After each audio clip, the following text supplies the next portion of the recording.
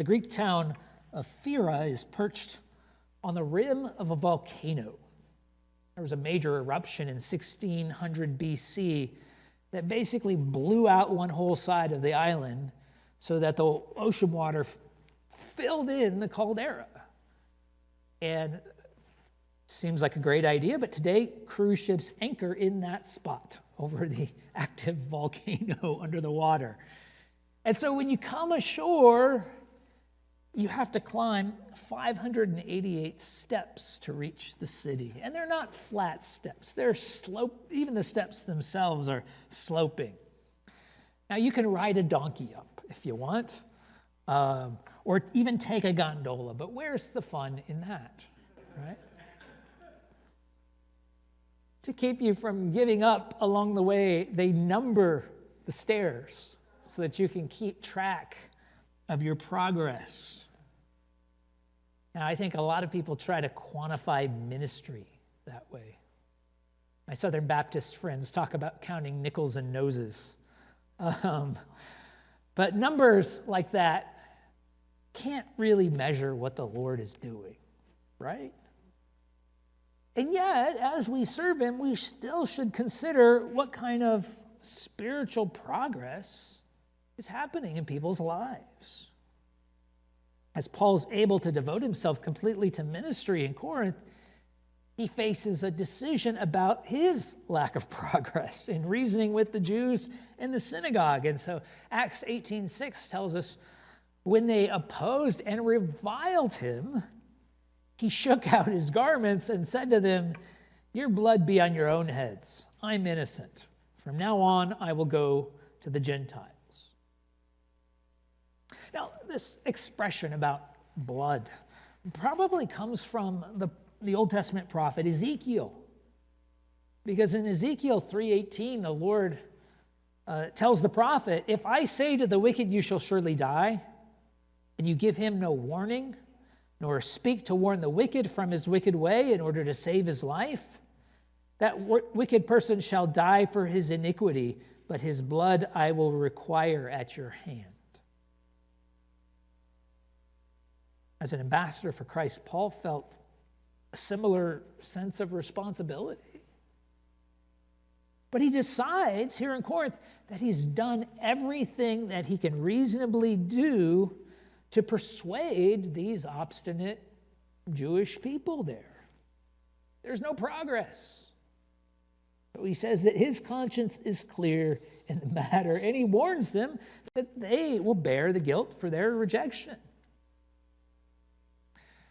Now, his pronouncement there may seem harsh, but the Lord really uses it. Take a look at verses 7 and 8 back in Acts 18. It says, "And he left there and went to the house of a man named Titius Justus, a worshiper of God.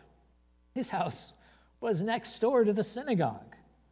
Crispus, the ruler of the synagogue, believed in the Lord together with his entire household, and many of the Corinthians, hearing Paul, believed and were baptized." So it's interesting, in Romans 16:23, Paul mentions someone named Gaius, who he says is host to the whole church in Corinth. And so he must have been a wealthy individual with a large home, and he's probably the same man mentioned here. Perhaps his full name was Gaius Titius Justus. And though he wasn't Jewish, he was already worshiping God in the synagogue and just happened to live right next door. At some point, he comes to believe in Jesus. Now, as a Gentile, he would have had kind of minimal influence in the synagogue, but with Paul departing from the synagogue, it allows him now to start serving the Lord in this new significant way, that he becomes the host to the church.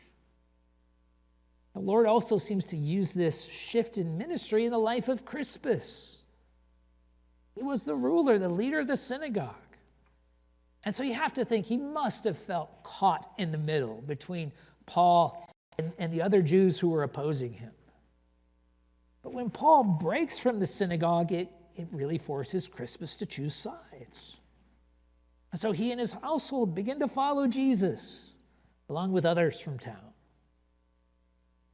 Now, this progress, this advancement, must have been encouraging to Paul. But knowing Paul, it probably also led him to think about moving on. Because in the end of Romans 15:20, he describes his personal goal this way. He says, "Thus I make it my ambition to preach the gospel not where Christ has already been named, lest I build on someone else's foundation." That was Paul's heart. That was his focus. And yet the Lord intervenes. Acts 18:9-11 tells us, "The Lord said to Paul one night in a vision, 'Do not be afraid, but go on speaking and do not be silent. For I am with you, and no one will attack you to harm you. For I have many in this city who are my people.' And he stayed 1 year and 6 months, teaching the word of God among them." I mean, it's a fascinating revelation from the Lord. It reminds us that he knows those who are his, right? That he chose them before the foundation of the world, as it says in Ephesians 1:4. And that he'll open their eyes through the preaching of the gospel when the time is right. But specific direction from the Lord like this, honestly, seems to be rare in the scriptures. It's not a common everyday thing. Most of the time we have to make decisions about progress in ministry through prayer and consideration and application of the word. So it's worth thinking about what are your criteria when you think about progress and growth? I have to be honest, I think a lot of Christians judge church and ministry involvement by what they're personally getting out of it. When you read a passage like this, Paul's example challenges us to ask, what more can I give? Where am I most needed? Very different mindset.